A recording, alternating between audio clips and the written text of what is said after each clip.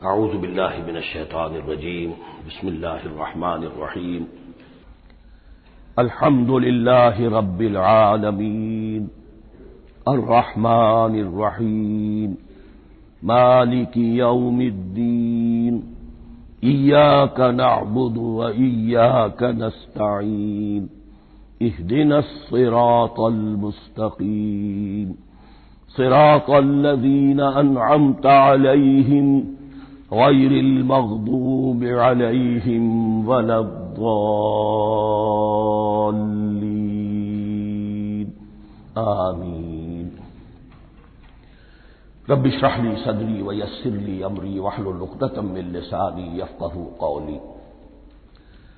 اللہم ربنا الہمنا رشدنا واعذنا من شرور انفسنا، اللهم أرنا الحق حقا وارزقنا اتباعه وارنا الباطل باطلا وارزقنا اجتنابه، اللهم ربنا يسر لنا أمورنا كلها وأتمم لنا بالخير وتقبل منا فإنك خير المتقبلين آمین یا رب العالمین۔ معزز حاضرین اور محترم خواتین، ہم اللہ کے نام سے اس سال کی نماز تراویح کے ساتھ دورہ ترجمہ قرآن کا آغاز کر رہے ہیں۔ اس سے پہلے میں عرض کر چکا ہوں کہ اب میری عمر بھی کافی ہو چکی ہے، قمری حساب سے 68 برس مکمل ہو چکے ہیں، اور مختلف قسم کے عوارض بھی مجھے لاحق ہیں، اور بہت سے احباب نے اور رفقاء نے مشورہ دیا تھا کہ میں اتنا بڑا بوجھ اپنے ذمے نہ لوں، لیکن میں نے خالصتاً توکلاً علی اللہ اس کی ہمت کی، اس کا ارادہ کیا، اس کے لیے اہتمام بھی خصوصاً ہوا ہے۔ مجھے اندازہ ہے کہ اب میرے خیالات کی جو رو ہے وہ اب اتنی تیز نہیں ہے جتنی کبھی ہوا کرتی تھی، کراس ریفرنسز بھی جو ہیں قرآن حکیم کے وہ اتنے مستحضر نہیں ہیں جتنے کبھی ہوتے تھے، بلکہ واقعہ یہ ہے کہ میری زبان بھی بعض اوقات لڑکھڑاتی ہے، اس لیے کہ مجھے جو ادویات استعمال کرنی پڑتی ہیں ان کا اعصاب پر بھی اثر ہوتا ہے، اور جو ہمارے اعضائے رئیسہ ہیں ان پر بھی اثر ہوتا ہے۔ بہرحال ان سب کے الرغم اللہ کا نام لے کر آغاز کر رہے ہیں۔ میری انتہائی نگارش یہی ہے، تیرے نام سے ابتدا کر رہا ہوں۔ ابھی میں نے سورہ فاتحہ کی تلاوت کی اور آپ نے سماعت فرمائی۔ یہ سورہ مبارکہ مصحف کے اعتبار سے تو پہلی سورت ہے ہی، سب کو معلوم ہے، لیکن یہ بھی نوٹ کر لیجئے کہ یہ نزول کے اعتبار سے بھی سب سے پہلی مکمل سورت جو حضور پر نازل ہوئی وہ یہی ہے۔ اس سے قبل متفرق آیات نازل ہوئی، 5 آیتیں سورہ علق کے آغاز میں، کچھ آیتیں سورہ قلم یا سورہ نون کے آغاز میں، کچھ آیتیں سورہ مزمل کی ابتدا کی، کچھ آیتیں سورہ مدثر کے آغاز کی۔ 5ویں وحی تقریباً اس پر اجماع ہے کہ یہ سورۃ الفاتحہ کی ہے، اور یہ مکمل سورت ہے جو حضور پر نازل ہوئی۔ سورۃ الفاتحہ کے معنی ہوئے افتتاحی سورت، فتح یفتح کے معنی ہے کھولنا، مفتاح کنجی کو کہتے ہیں، چابی کو، تو یہ اوپننگ سورہ آف دی قرآن، قرآن حکیم کی افتتاحی سورت۔ ویسے جیسا کہ میں تعارف قرآن کے ضمن میں عرض کر چکا ہوں، عربوں کا یہ مزاج تھا کہ جس چیز سے انہیں خصوصی محبت ہوتی تھی اس کے بہت سے نام رکھتے تھے، اس کے بھی بہت سے نام ہیں۔ سورۃ الفاتحہ سب سے عام ہے، لیکن الکافیہ، الشافیہ، ام القرآن، اساس القرآن، کم سے کم یہ 4 نام تو میں سمجھتا ہوں کہ ہر مسلمان کو مزید معلوم ہونے چاہیے، اور بھی بہت سے نام۔ اس سورہ مبارکہ کی بالاتفاق و بالاجماع 7 آیتیں ہیں، اگرچہ ان کی ترتیب میں کچھ اختلاف ہے۔ ایک رائے یہ ہے، اور یہ رائے امام شافعی کی بھی ہے اور بصرہ کے جو قراء تھے ان کی بھی ہے، کہ آیت بسم اللہ بھی سورہ فاتحہ میں شامل ہے، اس کا جز ہے، وہ اس کو شامل کر کے پھر 7 آیتیں بناتے ہیں، تو آخری جنہیں ہم 2 آیتیں سمجھتے ہیں صراط الذین انعمت علیہم غیر المغضوب علیہم ولا الضالین، وہ ان کے نزدیک ایک آیت ہے۔ تو گویا کہ نتیجہ یہ نکلا کہ آیتوں کی تعداد 7 ہی رہتی ہے۔ امام ابو حنیفہ رحمۃ اللہ علیہ کا موقف اور کوفے کے جو قراء تھے ان کا بھی موقف یہ ہے کہ آیت بسم اللہ نہ سورہ فاتحہ کا جز ہے نہ کسی اور سورت کا جز ہے، سوائے ایک مقام پر جہاں حضرت سلیمان علیہ السلام کا خط جو ہے نقل ہوا ہے، جو انہوں نے ملکہ سبا کو لکھا تھا، انہ من سلیمان و انہ بسم اللہ الرحمن الرحیم۔ تو قرآن کے متن میں صرف اسی جگہ پر یہ آیت شامل سمجھتے ہیں، باقی یہ صرف علامت کے طور پر کہ یہاں سے ایک نئی سورت شروع ہو رہی ہے درج کی گئی ہے۔ اس سورہ مبارکہ کو الصلاح قرار دیا گیا ایک حدیث میں، اس کا جو اسلوب ہے وہ دعا کا ہے، اور دعا کے ساتھ اس کی جو مناسبت ہے اور پھر اسی کی وجہ سے ہماری نماز کا یہ جزو لا ینفک بنا دیا گیا، بلکہ ایک حدیث جو میں آپ کو سناؤں گا اس میں اسی کو نماز قرار دیا گیا، الصلاح یہی ہے۔ ویسے وہ حدیث مبارک موجود ہے، لا صلاۃ لمن لم یقرأ بفاتحۃ الکتاب، جو شخص سورہ فاتحہ کی تلاوت نہیں کرتا اس کی کوئی نماز نہیں۔ اس کے حوالے سے بھی ہمارے ہاں دو مسلک ہے، ذکر صرف اس لیے کر رہا ہوں کہ آپ کے علم میں ہو، ان میں کوئی بنیادی فرق نہیں ہے، کسی بھی ایک رائے کا انسان قائل اور حامل ہو سکتا ہے بغیر اس کے کہ دوسرے کو بالکل غلط قرار دے، بلکہ یہ کہ اس کے لیے بھی گنجائش اپنے ذہن میں اور اپنے دل میں رکھے۔ تو ایک رائے یہ ہے کہ یہ میں کیا عرض کر رہا تھا کہ بھول گیا ہوں۔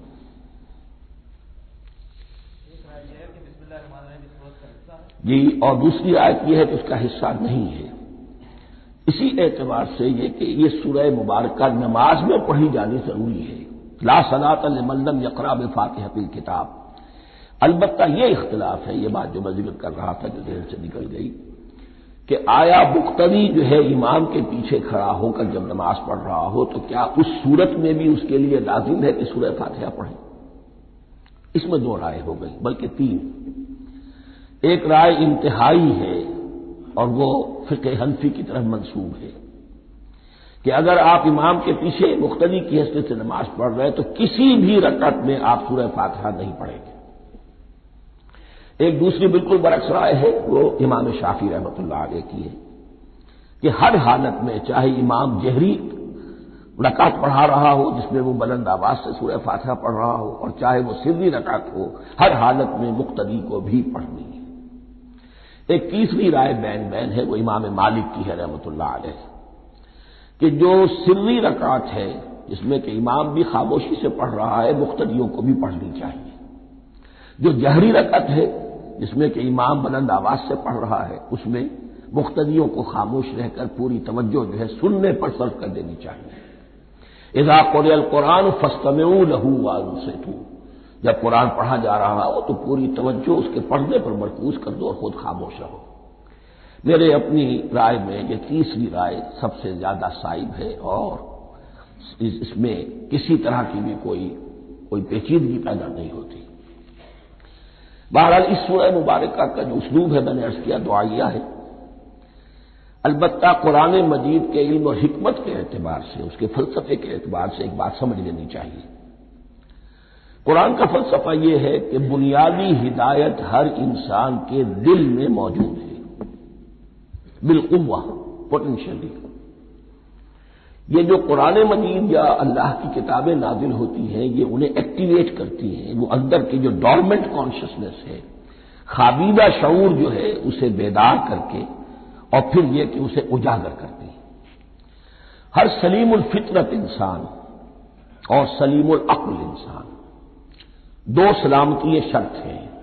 سلیم الفطرت، نیچر پرورٹڈ نہ ہو، فطرت مسخ نہ ہو گئی ہو، عقل سلیم ہو، ان دونوں چیزوں کا نتیجہ یہ نکلتا ہے کہ وہ انسان از خود بغیر کسی وحی کی رہنمائی کے، بغیر کسی نبی کی تعلیم کے سے استفادہ کیے ہوئے از خود بھی کچھ حقائق تک پہنچ جاتا ہے۔ اور وہ حقائق کیا ہے؟ نمبر ایک یہ کہ اس کائنات کا ایک خالق ہے اور وہ ایک ہے، اور وہ تمام صفات کمال سے متصف ہے۔ نمبر دو یہ کہ انسان کی زندگی صرف یہ زندگی نہیں ہے، بلکہ ایک اور زندگی ہے کہ جس میں اس زندگی کے اعمال کے نتائج برآمد ہوں گے۔ یہ دو باتیں، اس کی زیادہ وضاحت کے ساتھ جو ہے اس کا تذکرہ آئے گا سورہ لقمان میں، جہاں حضرت لقمان کی شخصیت کا تذکرہ ہے، لیکن یہاں صرف یہ بات سمجھ لیجئے کہ قرآن کا فلسفہ یہ ہے کہ ہر انسان میں، ہر فرد نوع بشر میں جو اپنی ولادت کے وقت مسلم ہوتا ہے، حضور کی حدیث ہے کل مولود یولد علی الفطرہ ابواہ یحودانہ او ینصرانہ او یمجسانہ، ہر بچہ نوع انسانی کا فطرت اسلام پر پیدا ہوتا ہے، وہ فطرت کے اندر وہ ہدایت مدیت ہے۔ اب اگر وہ فطرت بس نہیں ہوئی اور عقل جو ہے وہ صحیح رخ پر کام کر رہی ہے تو ان دو حقائق تک وہ انسان خود پہنچ جائے گا، لیکن ان دونوں حقائق تک پہنچنے کے بعد اب وہ دست بستہ دعا کرے گا کہ اے رب اب مزید ہدایت تو مجھے عطا فرما۔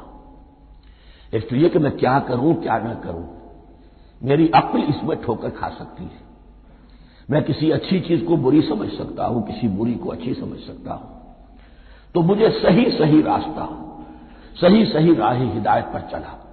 یہ دعا ہے جو انسان کرتا ہے جبکہ وہ ایمان باللہ اور ایمان بالآخرہ تک خود پہنچ چکا ہوتا ہے اور یہ سمجھتا ہے کہ صحیح زندگی کا رخ یہی ہے کہ جس رب کو میں نے پہچانا ہے کہ وہ اس کائنات کا خالق ہے اور مالک ہے اور رب ہے، میں اس کی بندگی کروں، اس کی اطاعت کروں، اس کا حکم مانوں، اس کے راستے پر چلوں، لیکن وہ راستہ کون سا ہے؟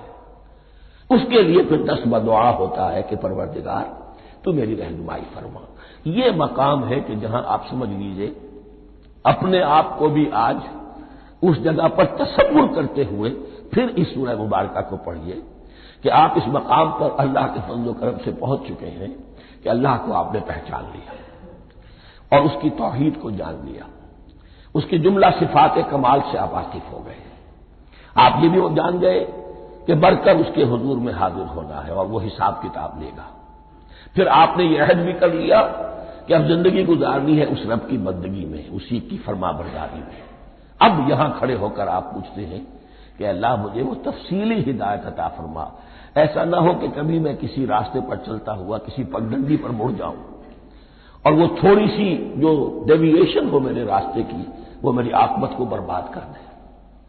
یک لحظہ غافل گشتم و صد سال راہم دور شد، اس لیے کہ ہوتا یہی ہے صیدھے راستے سے ذرا سی کوئی پگڈنڈی جو ہے تھوڑے سے اینگل پر نکلی ہے، لیکن جب چلتے جائیں گے آپ تو جتنے آگے بڑھیں گے اس پر، اس راہ صراط مستقیم سے آپ اتنے ہی زیادہ دور ہوتے چلے جائیں گے۔ یہ ہے قرآن مجید کی حکمت اور فلسفے کے اعتبار سے اس سورہ مبارکہ کا مقام۔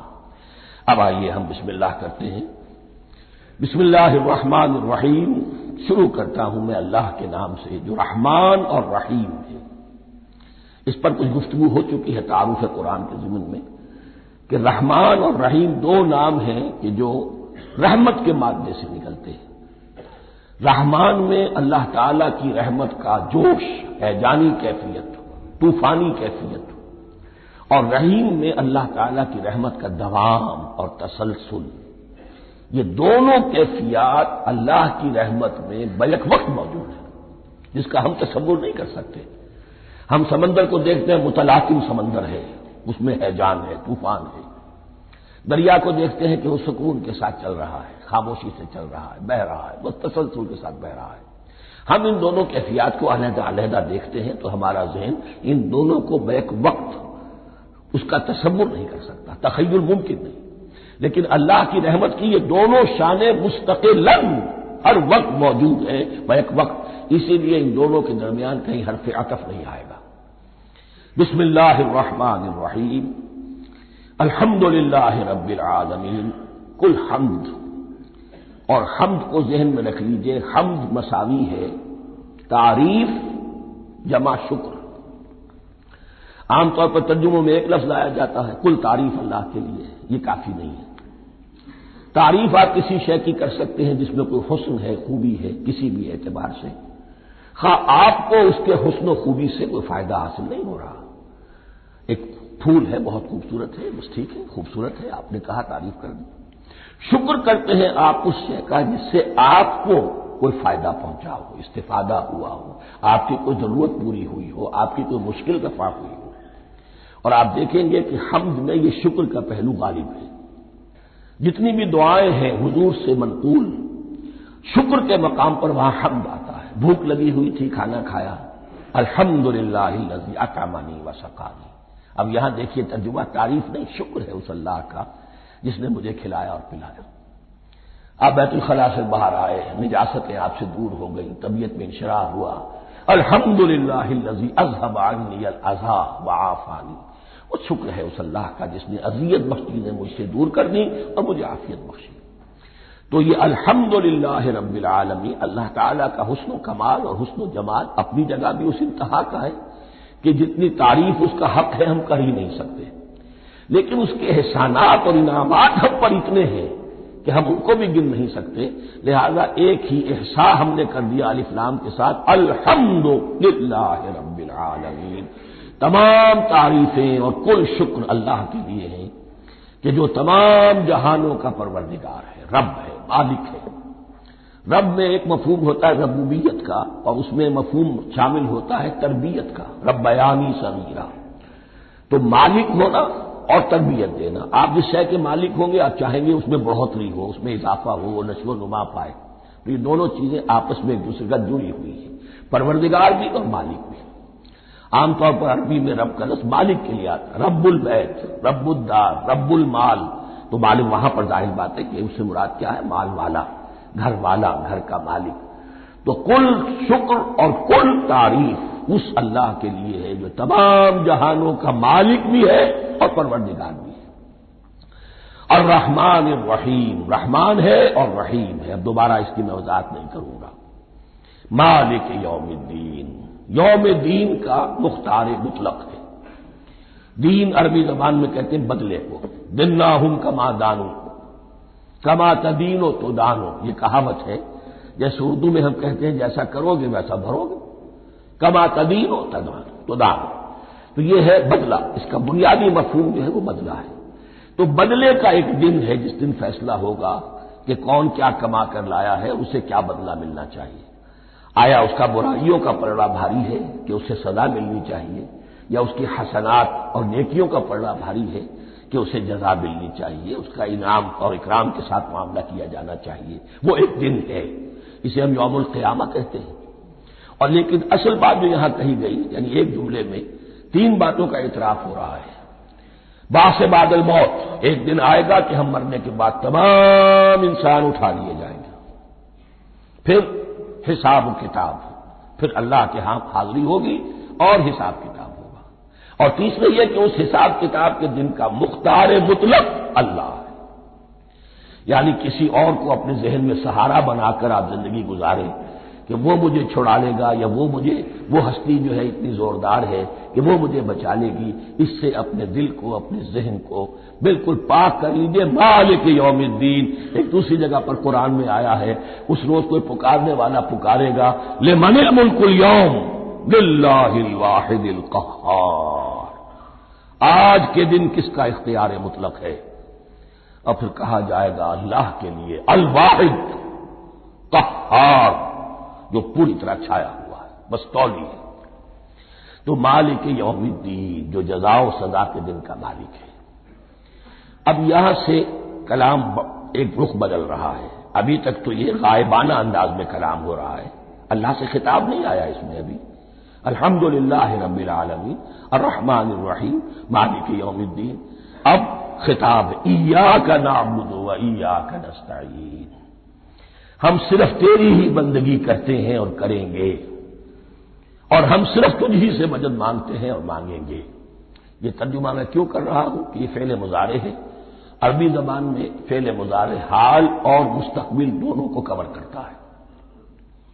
ایاک کا جو ہے مفعول فاعلی جو ہے، مفعول جو ہے اس میں ضمیر مفعولی، اسے پہلے لا کر حشر کا مضمون پیدا ہو گیا۔ ہم تیری بندگی کرتے ہیں نہیں، ہم تیری ہی بندگی کرتے ہیں اور کریں گے۔ حال میں ترجمہ کیجئے تو یہ اظہار حال ہے، اور مستقبل میں ترجمہ کیجئے تو یہ عہد ہے، قول و قرار ہے، بہت بڑا معاہدہ ہے۔ وَإِيَّاكَ نَسْتَعِينُ، اور صرف تجھی سے مدد مانگتے ہیں اور مانگیں گے۔ اس میں بھی حال کا ترجمہ اظہار حال، اللہ کرے کہ واقعی ہمارا حال وہی ہو، جب ہم یہ الفاظ کہتے ہیں تو واقعتاً ہم اس پر پورے اتر رہے ہوں کہ اسی کی بندگی کر رہے ہوں اور اسی سے ساری استعانت اور استمداد کر رہے ہیں۔ جہاں تک مستقبل کا تعلق ہے وہ پھر ایک عہد ہے، اہدنا الصراط المستقیم، یہ مقام وہ آ گیا کہ یہاں تک تو اے پروردگار ہم پہنچ گئے، تیرے فضل سے، تیرے کرم سے، فطرت سلیمہ بھی تیری عطا کردہ تھی، عقل سلیم بھی تیری ودیعت کردہ تھی، ان دونوں کی روشنی سے ہم یہاں تک تو پہنچ گئے۔ اب ہماری جو ضرورت ہے، احتیاج ہے، وہ کیا ہے؟ اہدنا الصراط المستقیم، ہدایت بخش ہمیں سیدھے راستے کی۔ یہاں دو باتیں سمجھ لیجئے، انفرادی سطح پر انسان کے لیے نہ معلوم کتنے مرحلے آتے ہیں ہر روز کہ جس میں وہ ایک چھٹک کر کھڑا ہو جاتا ہے، یہ کروں یا یہ کروں، دو آلٹرنیٹو سامنے آ رہے ہیں، فیصلہ کرنا مشکل ہو رہا ہے، قدم قدم پر ہدایت کی ضرورت ہے۔ اور اجتماعی طور پر نوع انسانی تین بڑے بڑے تمدنی مسائل میں واقعہ یہ ہے کہ تسلیم کر لیا جانا چاہیے کہ عقل انسانی اس کو راستہ نہیں دکھا سکتی۔ عام معاشرتی سطح پر مرد اور عورت کے درمیان حقوق اور اختیارات کا کیا توازن ہو، ناممکن ہے، انسان طے نہیں کر سکتا۔ انسان یا مرد ہے یا عورت ہے، عورت سوچے گی اپنے لحاظ، اپنے جذبات کا، اپنے خیالات کا لحاظ رکھے گی، مرد کے جذبات و احساسات کا اس کا کوئی تصور ہی ممکن نہیں۔ مرد سوچے گا اسے اپنے احساسات معلوم ہے، لیکن یہ کہ عورت کے احساسات سے وہ نابلد ہے، ان کو محسوس کر ہی نہیں سکتا، لا محالہ وہ اپنے بارے میں وہ جو بھی نظام بنائے گا اس میں وہ اپنی بالادستی رکھے گا۔ وہ تو ایک ہی ہستی ہو سکتی ہے کہ جو دونوں کی خالق ہے، مرد کی بھی عورت کی بھی، اور اس کو دونوں سے محبت ہے، دونوں کا خیر خواہ ہے، دونوں کا رب ہے، دونوں کو پروان چڑھانا چاہتا ہے۔ اسی طرح فرد اور معاشرہ یا ریاست، حکومت اور ریاست ہمیشہ یہ چاہتی ہے کہ سارے اختیارات ہمارے ہاتھ میں آ جائیں، ٹوٹلیٹیرین سوسائٹی ہو، بس ہم حکم دیں اور لوگ اس پر چلیں۔ افراد یہ چاہتے نہیں، ہمیں آزادی ہونی چاہیے۔ اب آپ دیکھیے کہ دنیا میں کتنے جھگڑے چلتے ہیں اسی پر، فریڈم فریڈم فریڈم۔ وہ فریڈم واقعتاً اپنی جگہ پر ایک شے ہے، افراد کی آزادی ہونی چاہیے، لیکن افراد کی آزادی اتنی نہ ہو جائے کہ وہ مادر پدر آزاد ہو جائے، کوئی قانون، کوئی قاعدہ، کوئی اخلاقی، کوئی حدود اور قیود جو ہے ان کا پابند نہ رہے۔ تو اب کہاں ہے وہ نقطۂ اعتدال کہ جس میں انسان کی انفرادی آزادی، انفرادی اختیار اور ادھر اجتماعی مصلحتیں جو ہیں ان کو بیلنس کیا جا سکے؟ انسان طے نہیں کر سکتا، صرف اللہ ہی اس کے لیے نظام دے سکتا ہے۔ تیسرا مسئلہ ہے سرمایہ اور محنت، اس میں کیا توازن ہو؟ سرمایہ اور محنت دونوں مل کر کچھ بنا رہے ہیں، کچھ پروڈیوس کر رہے ہیں۔ اب اس میں نفع جو ہوا ہے اس میں سرمایہ کا کتنا حصہ ہونا چاہیے اور لیبر کا کتنا ہونا چاہیے، کون طے کر سکتا ہے؟ اس کے لیے بھی کہ ایسا نہ ہو کہ سرمایہ داری جو ہے آکاش بیل بن کر پورے معاشرے پر چھا جائے اور غریب بیچارہ، مزدور بیچارہ، کاشتکار بیچارہ وہ گویا کہ چکی کے دو پارٹوں میں پس کر رہ جائے، اس کی کوئی حیثیت نہ رہ جائے۔ لیکن یہ کہ دوسری طرف اگر یہ کہ مزدور کا جو حق ہے اس سے زیادہ اس کو دے دیا جائے تو سرمایہ جو ہے وہ سکڑ جائے گا، شائی ہو جائے گا، وہ پھر میدان میں نہیں آئے گا۔ کیا کیا جائے؟ کون سا نقطہ عدل و اعتدال ہے؟ یہ تین مسائل ایسے ہیں، اہدنا الصراط المستقیم۔ تو یوں سمجھیے کہ ایک جو بنیادی ہدایت تھی، ایک اللہ کو پہچان لینا، یہ جان لینا کہ کل حسن و جمال اور تمام انعام و اکرام کا منبع اس کی ذات ہے، وہ رحمان ہے اور رحیم ہے، اور یہ جان لینا کہ مرنے کے بعد جی اٹھنا ہے، حساب کتاب ہے، فیصلہ ہوگا جزا و سزا کا، اور مختار مطلق اس دن کا اللہ ہے۔ پھر یہ عہد کر لینا ایاک نعبد و ایاک نستعین۔ اس کے بعد دعا، پروردگار ہمیں ہدایت پر قائم رکھ، ہماری ہدایت میں اضافہ فرما۔ اس ہدایت کے لفظ کو سمجھ لیجئے، بنیادی ہدایت، تفصیلی ہدایت، قدم قدم پر ہدایت، ہدایت پر ہدایت۔ والذین اہتدوا زادہم ہدی، جو لوگ ہدایت کے راستے پر آتے ہیں اللہ ان کی ہدایت میں اضافہ کرتا ہے۔ تو یہ قدم قدم پر ہمیں ہدایت کی ضرورت ہے اور مرحلہ وار ضرورت ہے۔ ہدایت اس کو بھی کہتے ہیں کہ کسی نے آپ سے کوئی پتہ پوچھا، آپ نے کہا ادھر جانا، پھر دوسری گلی میں مڑنا، پھر جانا دو تین لائٹیں چلے جانا، پھر مڑنا وغیرہ وغیرہ، یہ بھی ہدایت ہے، نظری طور پر آپ نے بتایا ہے۔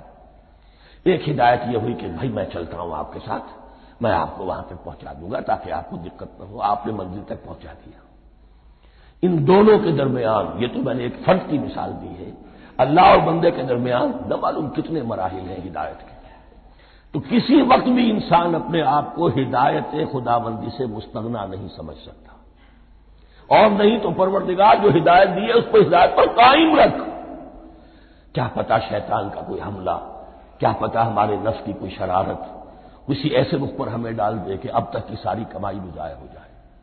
لہذا یہ نہ سمجھیے کہ جب یہ ساری چیزیں ان کو معلوم تھی، وہ ان چیزوں کا تو اقرار کر رہے تو اب ہدایت کون سی مانگ رہے؟ تو ہدایت کا تو بڑا میدان کھلا ہوا ہے، اور اس ہدایت کی وہ جو میں نے آخری شکل آپ کو بتائی ہے کہ منزل مقصود تک پہنچا دے، یہ ہدایت بھی قرآن مجید میں اس معنی میں بھی لفظ آیا ہے کہ اہل جنت جب جنت میں داخل ہوں گے تو جو ترانہ حمد ان کی زبان پر اس وقت ہوگا وہ کیا ہے؟ الحمدللہ الذی ہدانا لہذا وما کنا لنہتدی لولا ان ہدانا اللہ۔ کل شکر اس اللہ کا جس نے ہمیں یہاں تک پہنچا دیا، ہدایت دی جہاں تک پہنچا دیا، اور ہم ہرگز نہ پہنچ پاتے، ہم ہرگز ہدایت یافتہ نہ ہو سکتے اگر اللہ ہی ہمیں ہدایت نہ دیتا۔ اہدنا الصراط المستقیم، سیدھا راستہ، صراط الذین انعمت علیہم، اب اس کی مزید وضاحت ہے، راستہ اس کا ان لوگوں کا جن پر تیرا انعام ہوا۔ یہ کون لوگ ہیں؟ اس کی وضاحت آپ کو ملے گی سورہ نساء میں، من یطع اللہ والرسول فاولئک مع الذین انعم اللہ علیہم من النبیین والصدیقین والشہداء والصالحین۔ چار طبقات ہیں منعم علیہم جن پر اللہ کا انعام ہوا ہے۔ چوٹی پر انبیاء کرام، اس کے بعد صدیقین کرام، اس کے بعد شہداء عظام، اس کے بعد عام صالح مسلمان، صالح ہو۔ یہ بیس لائن ہے، اس سے اوپر کا درجہ شہداء کا ہے، اس سے اوپر کا درجہ صدیقین کا ہے، اور پھر اس سے اوپر کا درجہ انبیاء کا ہے۔ انبیاء میں سے پھر وہ بھی ہوتے ہیں کہ جو اولو العزم میں من الرسل ہیں، لیکن یہ چار طبقات ہیں، ان کے راستے پر ہمیں چلا۔ غیر المغضوب علیہم ولا الضالین، جو مغضوب علیہم نہیں ہوئے، جن پر تیرا غضب نہیں ہوا، اور غضب ہوتا ہے ان پر کہ جو ہدایت کے واضح ہونے کے بعد ہدایت کو ترک کر دیں، وہ ہے مغضوب علیہم۔ جنہیں ہدایت مل گئی ہو، ہدایت کو پہچان لیا ہو، پھر اپنی شرارت نفس کی وجہ سے، اپنی نفسانیت کی وجہ سے، اپنے تکبر کی وجہ سے، اپنے حسد کی وجہ سے وہ اس حق کو رد کر دے، اس کو ترک کر دے، ان پر اللہ کا غضب آتا ہے۔ اور اس میں اس کی بہت بڑی مثال تاریخ کے اعتبار سے یہودی ہے۔ اللہ نے انہیں ہدایت دی، کتابیں عطا کی، تورات، انجیل، زبور، سینکڑوں نبی ان میں مبعوث کیے، 1400 برس تک نبوت کا تار ٹوٹا ہی نہیں، مسلسل۔ ابتدا میں بھی 2 نبی، موسیٰ اور ہارون، اور اختتام پر بھی 2 نبی، عیسیٰ اور یحییٰ علیہ الصلاۃ والسلام، اور ان کے مابین کوئی لمحہ نہیں آیا ہے تاریخ بنی اسرائیل میں جبکہ کوئی نہ کوئی نبی موجود نہ ہو۔ لیکن انہوں نے اپنی شرارت نفس کی وجہ سے ہدایت تورات سے بھی منہ موڑا، اور پھر سب سے بڑی بات یہ کہ ہدایت محمدی سے، ہدایت قرآنی سے بھی صلی اللہ علیہ وسلم منہ موڑا، وہ ہے مغضوب علیہم ولا الضالین، اور نہ ہی گمراہ ہوئے۔ یہ لفظ جو آتا ہے عربی زبان میں گمراہ کا بھی ہے اور تلاش حق میں بھٹکنے والے کا بھی ہے۔ ایک وہ شخص ہے جس پر حق ابھی واضح نہیں ہوا، وہ تلاش میں ہے، اس کے لیے بھی ضال کا لفظ آئے گا۔ اسی طرح کوئی شخص کسی کے عشق اور محبت میں ایسا ہو جائے، دیوانہ ہو جائے، اس کو بھی ضال کہتے ہیں، یعنی اس کے اوپر جذبات کا اتنا غلبہ ہو گیا ہے کسی کی محبت اور عشق کی بنا پر۔ تو حضور کے لیے یہ لفظ آیا ہے وَوَجَدَكَ ضَالًّا فَهَدَىٰ، اور یہ تو سورۃ الضحیٰ ہے، اکثر بیشتر لوگوں کو یاد ہوگی۔ تو یہ جو دوال کا لفظ ہے اس میں سمجھ لیجئے ضروری نہیں ہے کہ وہ گمراہ ہو، بلکہ وہ بھی کہ جو ابھی راہ ہدایت کی طلب میں اس کے حصول کے لیے اس کی تلاش میں کوشاں ہیں، اور وہ بھی کہ جو کسی مغالطے کی وجہ سے حق سے منحرف ہو جائے۔ یہ بھی جان لیجئے کہ ایک ہے بدنیتی، تکبر، حسد، حق کو جان کر پہچان کر رد کر دینا یا چھوڑ دینا یا ترک کر دینا، ایک ہے کسی غلطی میں کسی جذبات کے اندر آ کر کسی غلم کے اندر مبتلا ہو کر اور حق سے منحرف ہو جانا۔ اس کی جو سب سے بڑی مثال ہے وہ نصارہ ہے، عیسائی ہے۔ حضرت مسیح کو انہوں نے مانا لیکن غلم کیا، یہ لفظ آئے گا آگے، لا تغلو فی دینکم، اپنے دین میں غلم نہ کرو۔ جیسے ہمارے ہاں بھی بعض لوگ ہیں جو حضور صلی اللہ علیہ وسلم کی تعریف میں، حضور صلی اللہ علیہ وسلم کے ساتھ اپنی محبت کے اظہار میں غلو کر جاتے ہیں۔ یہ انتہا درجے کو ہو گیا تھا حضرت مسیح علیہ السلام کے ماننے والوں میں، اور اس کی بنا پر انہوں نے تثلیث کا عقیدہ ایجاد کر لیا اور حضرت مسیح علیہ السلام کو اللہ کا بیٹا بنا دیا۔ تو اس کی سب سے بڑی مثال ضالین کی اس اعتبار سے کہ ہدایت پانے کے بعد کسی بدنیتی سے نہیں بلکہ کسی اچھے جذبے میں غلو کی وجہ سے، رسول سے محبت کرنا تو اچھا جذبہ ہے لیکن یہ محبت بھی ایک حد میں رہنی چاہیے، غلو کرے گی تو ظاہر بات ہے کہ اس کے بعد وہ گمراہی کی طرف لے جائے گی۔ یہ ہے اس سورہ مبارکہ کا ترجمہ، اور اس کے بعد آخر میں آمین کہنا یہ مسنون بھی ہے، کہنا چاہیے۔ البتہ اختلاف یہاں بھی صرف اتنا ہے کہ نماز میں جب آپ امام کے ساتھ ہیں، وہ اگر جہری قرات کر رہا ہے تو آیا اس کے بعد آپ کو بھی بالجہر کہنا ہے آمین یا نہیں کہنا، یہ اختلاف ہے، ان میں کوئی فرق واقع نہیں ہوتا۔ یہ چیز متفق علیہ کہ کہنا ہے آمین، بلکہ یہ آمین تو یہودیوں میں ہے، یہ آمین جو ہے یہ عیسائیوں میں بھی ہے، ان کی بھی جو پریئر لارڈس پریئر ہے اس کے بعد آمین، وہ آمین کہتے ہیں، وہ فرق وہ لفظ ایک ہی ہے۔ اس لیے کہ عبرانی زبان اور عربی زبان، یا تو ہم یہ کہہ سکتے ہیں کہ دونوں بہنیں ہیں، کوئی ایک مشترک زبان تھی ان کی ماں جس کی یہ دو بیٹیاں ہیں، اور یا یہ کہنا پڑے گا کہ عربی زبان کی ماں جو ہے وہ عبرانی زبان ہے۔ بہرحال بڑا قریبی رشتہ عربی کا اور عبرانی کا ہے، اس اعتبار سے وہ آمین۔ اب آپ کو معلوم ہے ہم السلام علیکم وہ کہتے ہیں، وہ سلام کہتے ہیں، فرق کیا ہے؟ وہ تو تلفظ کا فرق ہے۔ اسی طریقے سے اور بہت سے الفاظ ہیں، ان میں بعد میں بتا۔ اب میں اس سورہ مبارکہ کے بارے میں خاص حدیث آپ کو سنانا چاہتا ہوں، اور اسی سے در حقیقت جو امام ابو حنیفہ کا موقف ہے رحمۃ اللہ علیہ، اس کی حقانیت مزید مبرہن ہو جائے گی۔ یعنی کیا کہ آیت بسم اللہ سورہ فاتحہ کا جز نہیں ہے، سورہ فاتحہ الحمدللہ رب العالمین سے شروع ہوتی ہے۔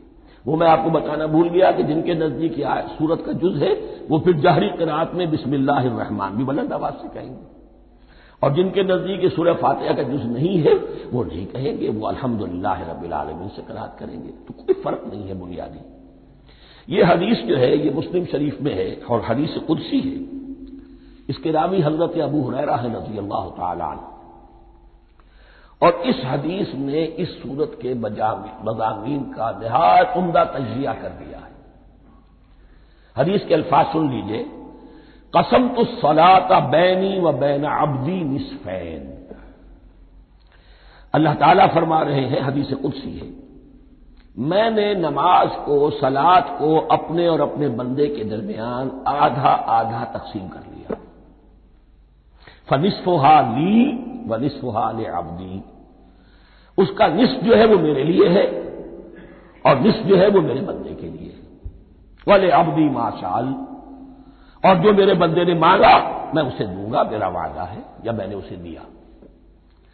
اس کے بعد اس کی تفصیل آتی ہے، اذا قال العبد، جب بندہ کہتا ہے الحمدللہ رب العالمین، قال اللہ حمدنی عبدی، جب بندہ کہتا ہے الحمدللہ رب العالمین، اللہ فرماتا ہے میرے بندے نے میری حمد کی۔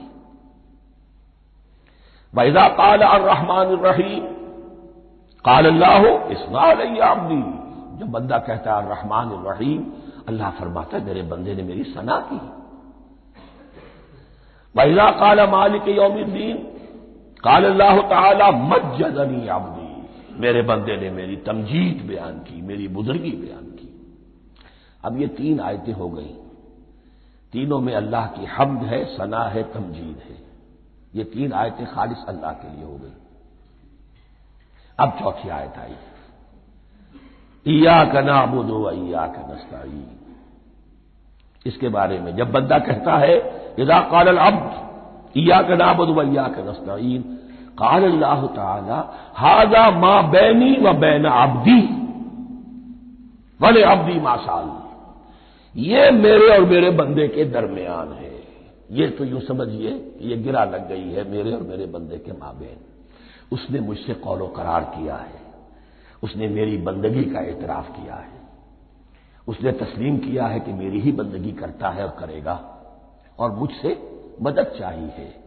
ھذا ما بینی و بین عبدی، یہ معاہدہ ہے، معاہدہ دو فریقوں کے مابین ہوتا، یہ میرے اور میرے بندے کے مابین ہے۔ والے عبدی ما سأل، اور میں نے اپنے بندے کو دیا جو اس نے مانگا، وہ میری مدد چاہتا ہے، میری مدد اس کے شامل حال رہے گی۔ وَإِذَا قَالَ، اور جب بندہ کہتا ہے اهْدِنَا الصِّرَاطَ الْمُسْتَقِيمَ صِرَاطَ الَّذِينَ أَنْعَمْتَ عَلَيْهِمْ غَيْرِ الْمَغْضُوبِ عَلَيْهِمْ وَلَا الضَّالِّينَ، قال اللہ تعالی ھذا لعبدی ولعبدی ما سأل، یہ تین آیتیں یہ میرے بندے کے لیے، اهْدِنَا الصِّرَاطَ الْمُسْتَقِيمَ، اسی صراط مستقیم کی وضاحت ہے مثبت، صراط الذین انعمت علیہم، اسی صراط المستقیم کی وضاحت ہے منفی انداز میں، غیر المغضوب علیہم ولا الضالین، یہ سب میرے بندے کے لیے ہے اور میں نے اپنے بندے کو دیا جو اس نے مانگا۔ اس کو میں نے ایک مرتبہ یہ ترازو کی شکل میں اس کو لکھوایا تھا۔ دیکھیے یہ ایاک نعبد و ایاک نستعین، یہ ہے وہ ترازی کی وہ ڈنڈ، واو جو ہے ایاک نعبد و ایاک نستعین، واو جو ہے گویا کہ وہ مٹھ ہے جس سے کہ ترازو کو پکڑا جاتا ہے۔ ادھر ایک پلڑا ہے جس کی تین آیتیں ہیں، الحمدللہ رب العالمین الرحمن الرحیم مالک یوم الدین۔ اس کا نتیجہ کیا نکلا؟ ایاک نعبد۔ آپ نے شاید یہ سنا بھی ہو، ایک بہت ہی عمدہ قرات کا جو ریکارڈ ہے قاری عبدالباسط عبدالصمد کا، وہ یہیں سے چل کر سورہ فاتحہ کی قرات کر کے ایاک نعبد پر آ کر رکتا ہے، الحمدللہ رب العالمین الرحمن الرحیم مالک یوم الدین ایاک نعبد۔ گویا کہ یہاں یہ صورت بالکل ہاف ہو گئی ہے، تین آیتوں میں اللہ کی حمد ہے، ثنا ہے، تمجید ہے، جس کا نتیجہ ہم تیری ہی بندگی کرتے ہیں، تیری ہی اطاعت کریں گے۔ لیکن اب اس کے بعد سوال ایاک نستعین، اسی کی جو استعانت کیا درکار ہے ہمیں؟ ہدایت۔ ہدایت سب سے بڑی استعانت ہے، ہدایت ہی تو سب سے بڑی مدد ہے۔ اهدنا الصراط المستقیم صراط الذین انعمت علیہم غیر المغضوب علیہم ولا الضالین، یہ ایاک نستعین کے حکم کے ساتھ یہ تین آیتیں آ گئیں، اهدنا الصراط المستقیم صراط الذین انعمت علیہم غیر المغضوب علیہم ولا الضالین، قسمت الصلاۃ بینی و بین عبدی نصفین فنصفها لی ونصفها لعبدی ولعبدی ما سأل۔ اللہ تعالیٰ اس سورہ فاتحہ کا جو اصل مفہوم ہے وہ بھی ہمارے ذہنوں پر، ہمارے شعور کی سطح پر اسے اجاگر کیے رکھے، ہمیں توفیق دے کہ جب بھی پڑھیں، جب بھی سنیں تو وہ کیفیت اگر ہو جائے، اس لیے کہ ایک حدیث ہے کہ الصلاۃ معراج المومنین، نماز تو اہل ایمان کے حق میں معراج کے درجے میں ہے۔ اس حوالے سے ہم یہ سمجھ سکتے ہیں کہ کوئی وقت ایسا آ سکتا ہے